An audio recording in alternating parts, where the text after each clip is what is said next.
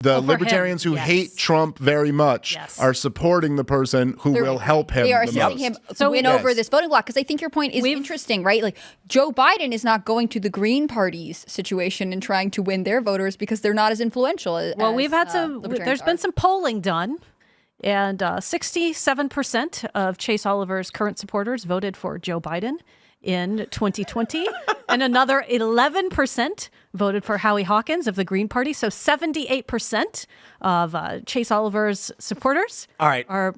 That's right. Right. I'm going to invite Chase Oliver back onto the Culture War for a one-on-one debate where I will intentionally lose. Oh, beautiful. So I have been going and endorsing Chase Oliver on any and every progressive podcast I can get onto, of making a very good, compelling argument for why he is the best candidate to end the war in Gaza. Talking about how he understands the Federal Reserve and monetary policy better and how that's going to end the wars. And I've just been going very hard for progressives. I don't agree. I don't disagree with that. I think Certainly. If I went to a progressive, I'd be like, I got to be honest. I think Chase Oliver is your best choice. I completely agree with you.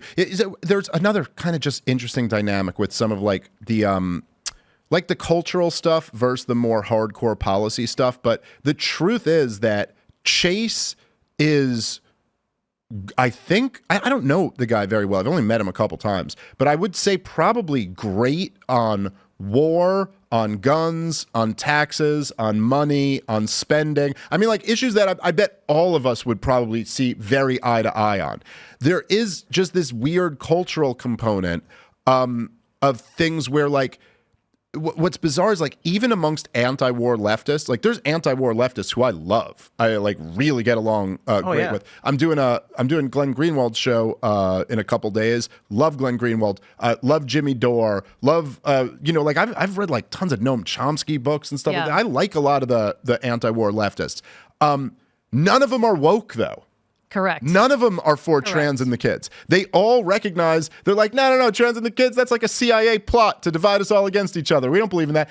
But Chase kind of carries a lot of that cultural baggage. And I do think for a lot of us, and this to me is kind of bigger than libertarianism, to be honest, is that it's just like, if you're okay with this, if you're okay with child abuse, that's a deal breaker for me. I can't. Yeah. Here's my question for you, for both of you. Do you believe private businesses should be allowed to mandate vaccines for all employees and customers? Well, look. Can we dig into this a little? So I would say this, that I would say that the libertarian position kind of is that like businesses can do what businesses want to do. However, if you're talking about vaccine mandates, like private vaccine mandates in, say, 2021, where there has been the biggest assault on liberty in American history on this wide of a scale has just occurred by government fiat, then the government has come in and created, or let's say funded, the creation of this experimental vaccine and shielded these big pharmaceutical companies from any liability. While they're not shielded from the profit, they get to rake in all the... No, but I'm just saying, and in this context, right, after all of the government propaganda outlets are lying through their teeth to push this vaccine on everybody, and then in those circumstances, a business decides to mandate the vaccine to everybody, I don't think the libertarian comment on that situation should be, that's their right to do that.